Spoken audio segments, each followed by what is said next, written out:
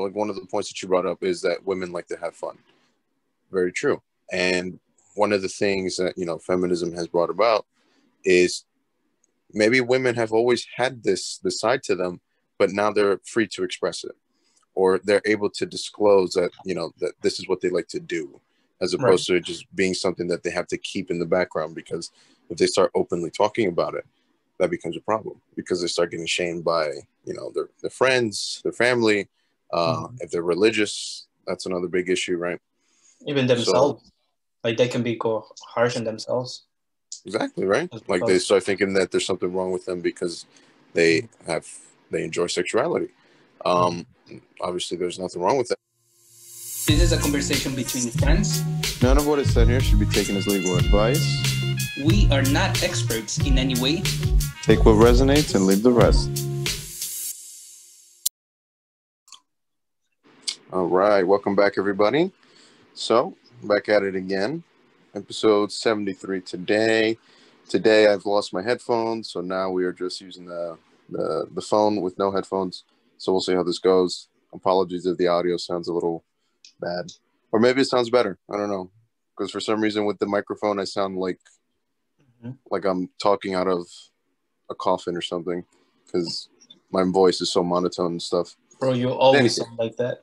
You always sound like that. It sounds worse with the mic, honestly. All right. In terms of the topics that we have for today, on the foundation section, we have body count. Oof. So that should be fun. Topic. On the fitness, we have should you work out if you're sick? And on the finance, we have news updates. Not too much there, but a little bit. And that's it. All right, man. Here we go again. On the first topic. Woo! The spicy one. Body count. Actually, let's just start by defining it. What is a body count? Because you can refer as like many things, body count as what we're referring at the moment, and body count as like how many people you have killed. You never know. You can be dark, bro. No, in this case, we're talking about body count in terms of sexual partners, right? So, some people can like misconstrue it and say that, body count is just the amount of people you've been with in a relationship with, and they don't count like one night stands and things like that. But in the case and the topic of what we're talking about today is literally everything that you had sexual partners. Yeah, pretty much. So yeah, that's pretty much it. How many sexual partners you've had? Let's not talk about that. But sure. Not yet. Okay, but no, instead of going to that topic, like, what do you think body count is seen as today? Like, is it good? Is it bad? Or how? Actually, let's go with the perspective of a woman and a man. I remember we talked about this before on a previous episode that we had to censor. So yeah, that's in the lost files where it never got uploaded because Mike was in the middle of doing some interviews and didn't want to, get in trouble. It's a controversial topic too, Exactly. And who knows? Maybe we'll get to that point again. Let's see what happens. So, giving you some perspectives. So, right off the bat, let's just state we are not women, so we don't know what it's like from the other side. So, take everything we say with a grain of salt. That being said, so just from layman's term of view, right? Like when you hear that a guy has a high body count, you usually think highly of the guy, or you think better of him than you did previously. And when you flip the script and you do a woman, it's not necessarily the case. A woman with a higher body count isn't necessarily perceived as a good thing. Now, why that is, well, that really just depends on the society, right? It really is based on like society, to be honest. Like ever since ages, it's always been like that. Like women are always being limited to like the men that they could have been with, whereas the guy, he could have had many options before like marriage and stuff. Like if you look back into our ancestors, like our parents or like our grandparents, they were like, well, mothers, they were to be virgins at the moment of they getting married. But whereas a guy, they probably already been around for a while, so they always had that advantage. And it was just because like the status of women in society overall, to be honest.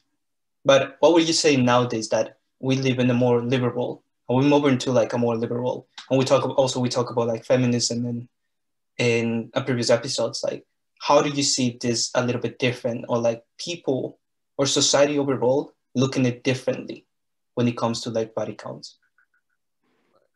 So this goes hand in hand with the topic of feminism, right? Mm-hmm. So with that, I mean, obviously the point was to push more for equality, right, with the sexes, but also pushing more liberation.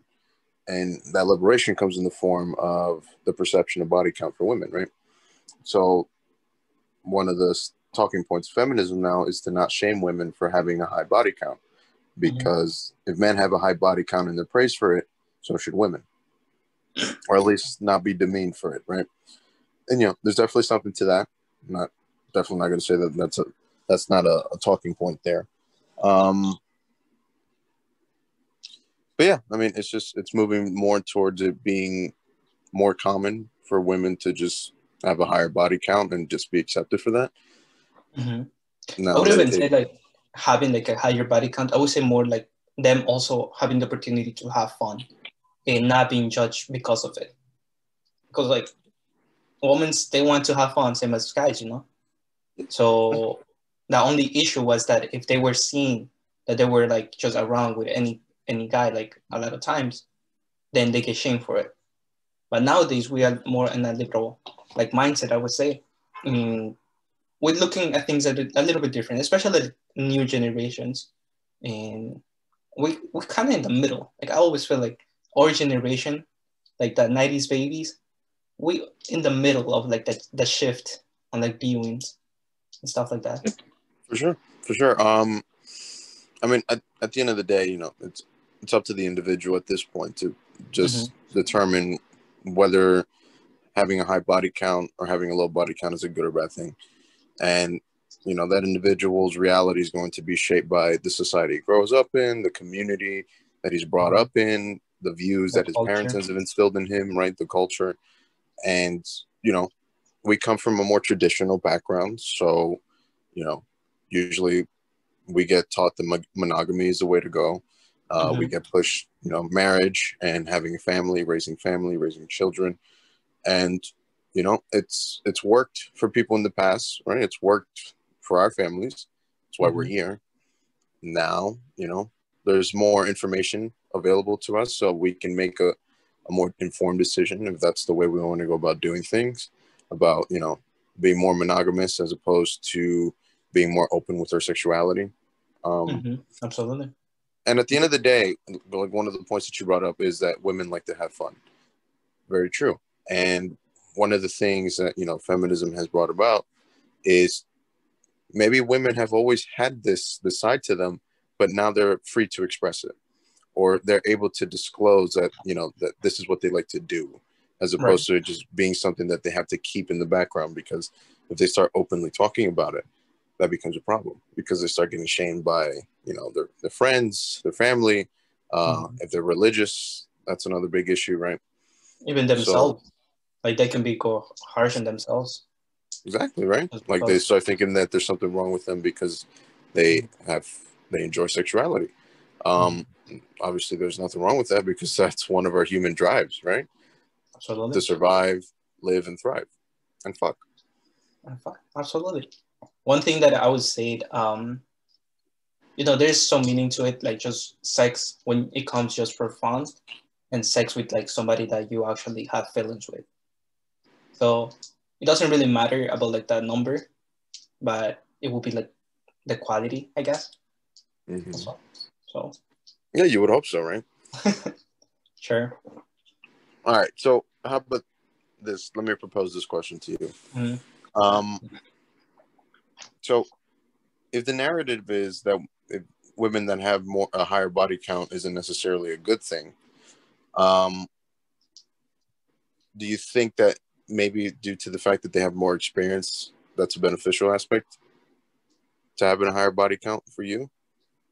I think, honestly, yes, if she has a little bit more experience on it, it will be more fun to try new things and actually experiment, and maybe she can teach me something that I didn't know. You know what I mean? So it's beneficial in that aspect. Whereas also same thing with a guy, if he had now the amount of times, like this is actually tricky though, because like you can have sex with like the same partner like a million times, and you can like, you know, at the process you can experiment and you can try new things.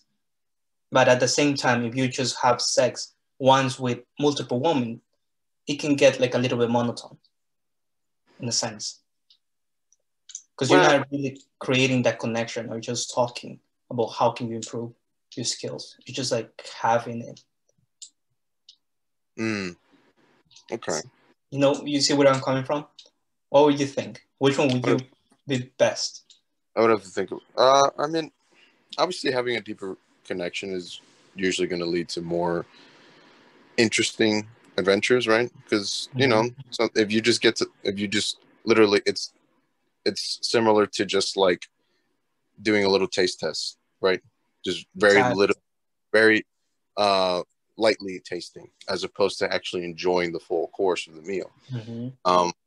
You know, maybe there's something that you taste that you really enjoy, but you can only have a little taste. Or, you know, maybe you have a full meal and maybe initially it was good, but then it ends up being rotten. That's a problem too. True. You can get like a little bit plain, or you get used to the flavor.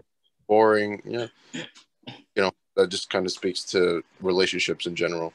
So how do you keep, like, if you're in a monogamous relationship, how do you keep one specific meal constantly interesting and not necessarily changing in flavors, but, you know, something that you are constantly enjoying so that it doesn't get stale and boring.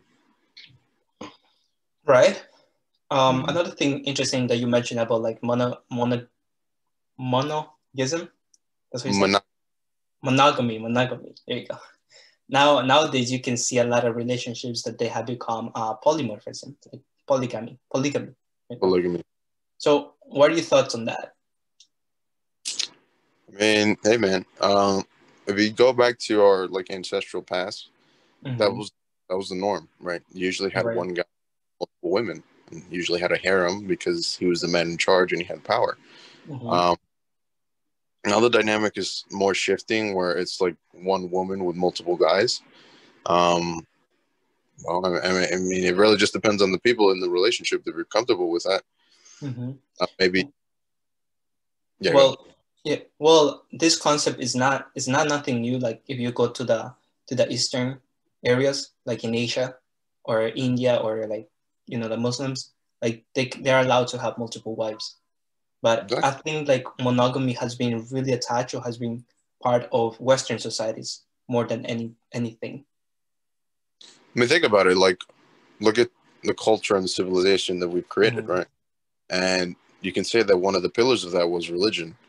And one of the things they proposed is monogamy, right? One of the things about that, because I've done a lot of research or just seen a bunch of videos and read a bunch of articles and books about evolutionary history. When it comes to sex, like it's one of our primal needs and desires, right?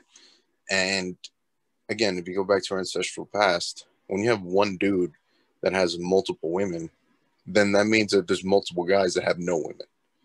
So right there, that imbalance of power usually creates chaos, simply because these men, they want access to sex, and this guy is not letting them, right? So right there, there's always going to be conflict, and there's never going to be cohesion and, you know, having to work together to build something greater, because the guy always has that I want. So, you know, you push upon monogamy where everybody kind of gets a little bit of everything, right? Everybody gets some of the pie. Then people can, you know, relax and start focusing more on building and, you know, trying to do better for the future generations that are to come. So yeah. So there's some positive aspects of monogamy. That's what you're telling me. For sure. But then that goes back to, you know, a lot of time, especially nowadays, relationships don't last, right? Yeah, most marriages end up in divorce, like well over 50%. And then those relationships that end up lasting have a tendency of not being particularly interesting or fun. It kind of just fizzles out. and the people are together just because they've been together for so long, or because they have too many assets together. So if they divorce, that's going to be a problem. Or if religion is involved, they don't want to, be talked down or talked bad upon by the community because in their church they ended up getting a divorce and something like that. So yeah, there's positives and negatives across the board here. No, there's definitely positive and negatives for everything, to be honest. But yeah, do you have anything else to add up to our body count topic? No, man. Well, probably, but I don't want to make this topic too long. Just to conclude, there's nothing wrong with having a high body count. Like, it's all about preference, right? For me, I prefer to be with a woman that doesn't have a high body count, just because it has a tendency, especially if you're the type of guy that is more prone to being in relationships. Women with higher body counts has a tendency of having problems staying committed to one person, right? Because, once you have a variety of options that you've had or have, then you have a tendency of, always wanting to explore those options and always seeking better options and never really trying to make something work with one option. So that's usually the issue with higher body counts. And this works the same for men as well, right? Men with higher body counts are always looking to explore their options because they know what's out there. And if they're with somebody that, isn't to their liking or to their standards, then, that says something about the guy, that maybe he settled for something that he shouldn't have. But, that's the case. So when it comes to those relationships where it's monogamous, make sure that you're picking the right person or the best option that you can find and not settling just because you don't have anything. Because that's what you see all the time. And that's usually why relationships end up having so many problems. You settled for something that was just in front of you, as opposed to going for what it is that you wanted or exploring your options and seeing what's out there. So it's absolutely true. Honestly, I feel like from my personal experience, I can agree with you about people who with a higher body count wouldn't stay committed. I guess we're always looking around. So I think you brought a really good point on that one. It's variety, right? You get bored of the same food. This is going to happen with sex because it's one of your primal urge, right? Like, hypothetically speaking, if you are fasting, right, and then you eat food, it doesn't matter what you eat. It tastes amazing because you were fasting. But when you're always eating, then, you're always just like, it's whatever. I'll just have this food and then that food. And you never can stay necessarily committed to one plate because you always have spoils. You're always spoiled for choice. Same thing can happen with sex. So the question is, how do you balance that out? And maybe we can say that for a future topic in terms of how to maintain and have a successful long-term relationship, despite the fact that, a variety is something that we always look for or something that we have in our nature. How do we kind of balance that out with trying to stay monogamous? Okay, I agree.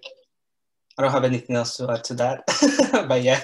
We'll leave that for the next topic, for the next video or something. Yeah, let's move on to the fitness because it's getting a little bit lengthy. Fitness. Should you work out while you're sick? Now, this topic came today because I was feeling sick in the morning. I was planning to go to the gym, but because I was feeling a little bit sick, I decided to stay home and take a nap. And right now I'm still feeling a little bit, jeez. Feeling a little sick? But yeah, I don't know what it is. It's probably just a cold or tiredness, maybe. Tired, exhaustion, started school as well, so, a lot of stress. So yeah, right there, right off the bat. So what do you think? Do you think you should be working out while you're sick? Honestly, while I'm sick, it depends, actually.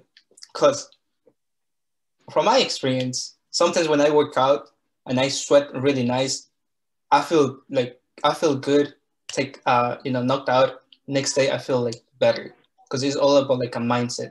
But at the same time, if you're really sick and it's kind of like a body condition, then you don't want to make it worse because then your body's going to be tired and your defenses are going to be low after your workout. Yeah. So in my case, I decided to take a nap because I was feeling sleepy. But yeah. So yeah, with everything that your body kind of does, it's not just like random. Like there's a reason why you're feeling tired and why you're feeling sleepy, why you're feeling sick and hot, right? These are all defense mechanisms to combat whatever it is, the virus, the bacteria, whatever. So usually what ends up happening when you're sick is that, you know, your body just, your immune system ramps up, right?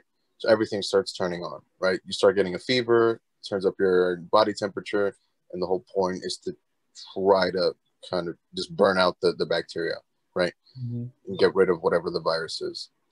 So when that's the case, you know, you start feeling sluggish and tired and you don't really want to do anything because all of your energy is going towards defeating whatever that is. Your immune system defeating whatever the pathogen is. So once you start working out and you're sick, what ends up happening is that you divert energy from combating whatever this problem is to working out as well, right? And therein lies the problem.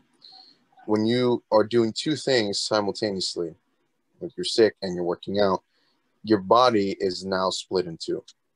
So now it can't really 100% focus on one thing. So you're not really going to give your workout 100% because you don't feel 100% and you don't have the energy to give it 100%. But simultaneously, you also can't fight this pathogen 100% because you're focusing on your workout. And that's why your defenses end up lowering. Your immune system starts kind of slowing down a little bit because you're taking away energy from it. And then that's when the pathogen gets worse. It gets stronger. It develops more. And then the next time, tomorrow probably, you'll feel even worse because you let it get stronger because you decided to work out and divert energy. So that is why the usual recommendation is to not work out. Just stay home, deal with the problem, sweat it out, like they say, right?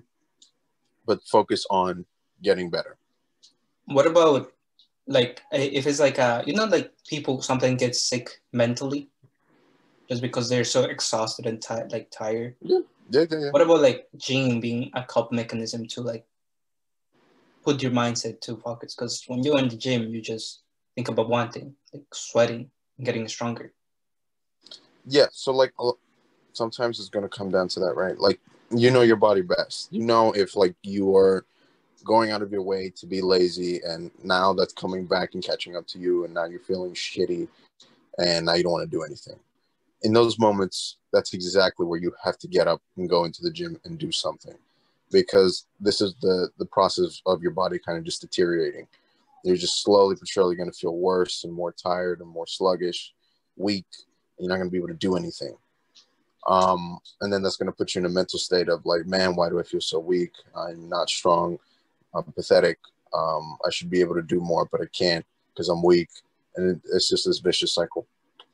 So in those instances, yeah, you definitely should be going to the gym or at least doing something light, right? You can even work out at home and go for a walk outside, right? Like get some sun, get some vitamin D, go for a walk, use those legs, go upstairs. It doesn't have to be anything crazy. You can start light, but start somewhere. Yeah, no, definitely. Yeah, that's like I had some of those moments before where I just, you know, being inside of my room and just like in front of a computer for so long, or like for the whole day, that sometimes I just feel sick or just feel down because I've been doing the same thing for almost 8 to 9 hours. So when I go to the gym and I just like start lifting the weights, everything is just like living at the moment, living at that. But you know, it can be also helpful with when it comes to like a stress and stuff like that. We talk about like how gym can be very helpful when you do those. But now today I'm actually feeling, well, I was feeling like a little bit sick. I don't think it's corona because I had corona already. So I was putting that possibility, but I did went out on. No, man, but like you can literally just, you can get sick and tired of just being stuck in the situation that you're in every day, right? True. Like your body just has this overreaction to just you being stressed out that mimics you almost feeling like you have a cold or sickness. So in situations like that, you kind of just have to change your environment, change the activities, change everything. And, you know, for us guys, like one of the things that helps us out a lot is to start doing stuff that helps us solve problems. So look for external things where you're solving problems, right? Working out is one of those things. You're solving an external problem. How do I become stronger? How do I lose weight? How do I improve my cardiovascular system, right? How do I run faster? How do I run for a longer period of time? You're constantly trying to fix problems, which are different from the problems that you have from your day-to-day life, which can get mundane and boring. True. Yeah, I think that covers the topic. So best recommendation is don't work out, take a nap, because you do feel better afterwards. But like if you really just like need to get out of your house because you've been sick for multiple days, then go out for a walk or maybe a light jog, just because that doesn't really take too much energy away, and it's just ramping up your internal heat, which can actually help with trying to get rid of whatever the issue is. But that's like 90% of the time the recommendation is to not do anything. On the 10% of the time, if you really just can't take sitting in one place, and go outside and get some sun, get some oxygen, and do that, and then it'll absolutely help too. And shit, I had another point to bring it up. Oh yes, napping. We should definitely talk about naps, because I was watching this like kind of like it's a video, but it's kind of like a documentary video, like from the news, that they say nap is good. But let's save that for another topic. And let's move on to finance. All right, so what is happening on the markets? What is happening with the economy, and what is up? Well, to begin with the economy. Nothing is up, bro. Nothing is up. What's going on? Right. Markets is very flat. Anyways, the economy. Let's start with the economy. U.S. unemployment claims fell for the third week running to 779,000, to the lowest point in 2 months. But it's still very elevated. But at the same time, we're making progress towards, better economic position overall in the U.S. Now, when it comes to COVID, a little COVID update, Johnson & Johnson's asked the FDA to approve its single-dose vaccine, meaning we could have a third vaccines at our disposals in just a few weeks. The U.S. administered 1.7 million doses as of yesterday. Now, New Jersey is allowing more capacity at indoor facilities and lifting a curfew on indoor dining, and California and New York announced plans to open mass vaccine sites at sport areas, including the Yankees stadiums on Friday. And let's not forget the Super Bowl is coming this Sunday. I got my money on the Chiefs, but yes. I already lost my money, bro. At work, my coworkers made a bet.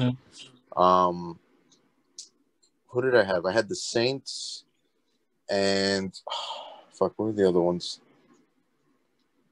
I forgot the other ones, but they got eliminated literally in the first round. So I was out like $40 right off the bat. And now whoever wins the Super Bowl, I got to give them another $20. So right off the bat, this is the first time I ever did any kind of like betting with sports. So this is the first and last time. Out $60 right off the gate. Yeah, betting is interesting, but it's fun to watch. Anyways, yesterday, CNN President Seth Zucker told staffers he plans to step down at the end of the year. So we have another CEO who is stepping down after my boy Jeff Bezos. Now, prominent consulting shop McKinsey & Co. has agreed to pay DC and most US states and territories $573 million on its role on the opium epidemic, the first such nationwide settlement. Now, the opium epidemic is something that happened 3 years ago in 2017. Well, 4 years ago in 2017, and it was massive, like a lot of deaths, a lot of body counts in there. The other kind. The other kind, exactly. And it's really sad, like these big pharmaceuticals that, make this drug legal and literally get you hooked with prescription drugs, and they very fatal. Yeah, so, man. It's a shitty business model that we have. Anyways, 23andMe is going public. The DNA testing company will go public through its deal with billionaire Richard Branson's SPAC, BG Acquisition Corp. The deal values 23andMe at $3.5 billion. Both Branson and the company CEO in Wakiki will invest $25 million and 23andMe public's equity offering. The deal is expected to close in Q2 2021, but 23andMe's SPAC merger means no IPO. So it's just gonna be part of the BG Acquisition Corp. We'll see how that turns out for them. Now, yesterday, Fidelity's launched 4 actively managed ETFs to mimic its well-known activity mutual funds. Here are the 4 of them. So we have 4. We got Fidelity Growth Opportunity with the ticker symbol FGRO, Fidelity Magellan ETF with the ticker symbol FMG. Sorry. Ooh, that's that Rona, baby. Oof, I hope not. No, I think it's because I was talking too fast. I got that. Anyways, sure. FMAG. And then we have the Real Estate Investment ETF, FPRO, Small Mid Cap Opportunities ETF, FSMO. FSMO is the only new ETF that boasts a new strategy. The other ETFs follow Fidelity's existing mutual fund strategy. Now, I heard something, I saw this, that, how people always say invest on the long term, invest on an ETF is not always accurate because you're making money to the owners of those ETFs. And in some part it's true because you can definitely outperform the market if you trade it on your own, right? And what these ETFs is just, they're specific in certain industry or the market overall. And they just kind of keep the trajectory on it. But at the same time, for somebody who doesn't have experience or don't have the time to invest in certain companies and do their research and they don't want to risk that, ETFs are a safeguard, like that. So ETFs are good overall, in my opinion. Nothing against them. So good shit that Fidelity is joining the club. Anyways, the CDC director said that schools can open safely even if teachers aren't vaccinated against COVID-19.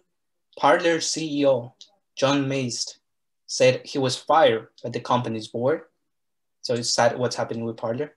But PayPal said it processed a record $936 billion in payment last year. Daimler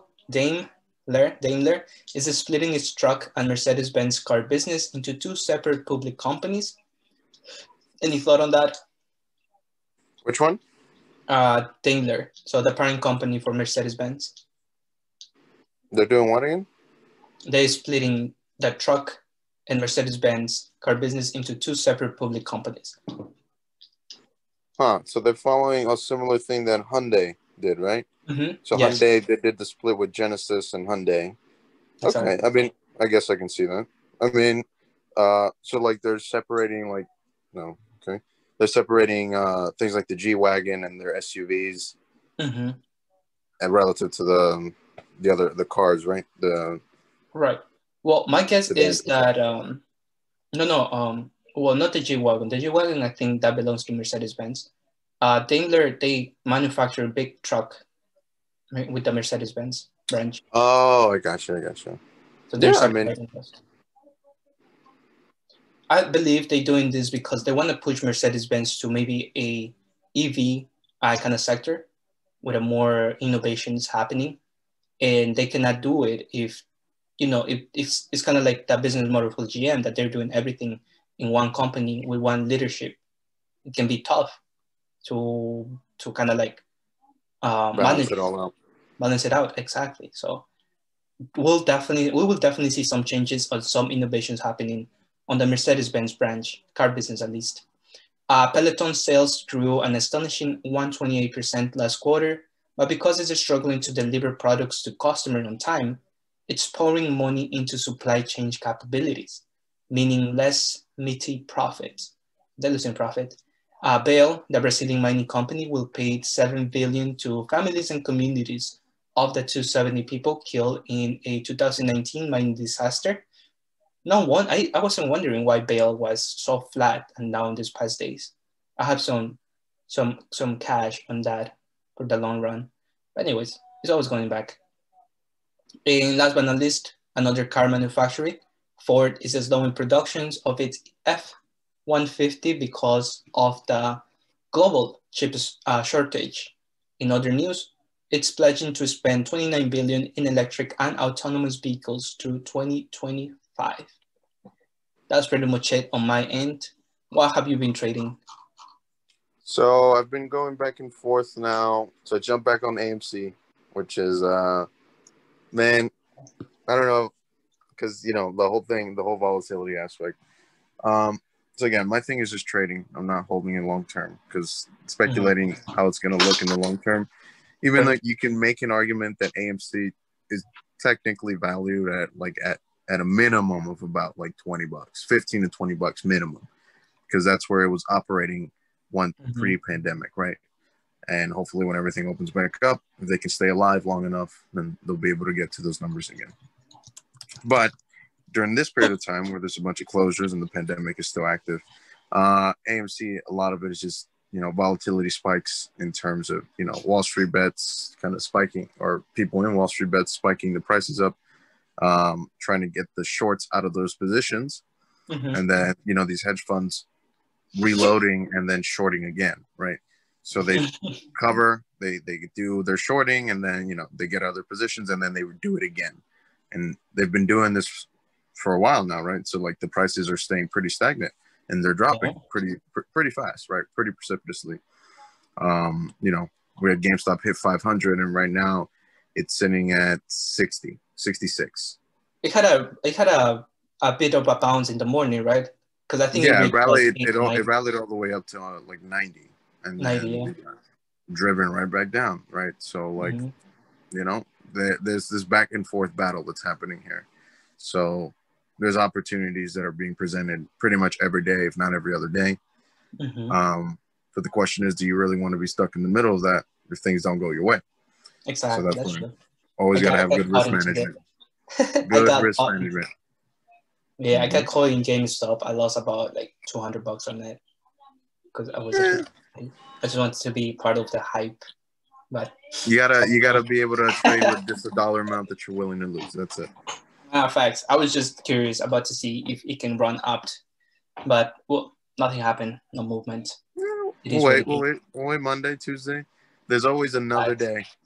There's always another week. That's how the market works, baby. And we will talk to you next week. Peace out. Actually, we might see you tomorrow in the Saturday edition. We missed it last time, so hopefully we don't do it again. Peace out. All right. What the is we doing?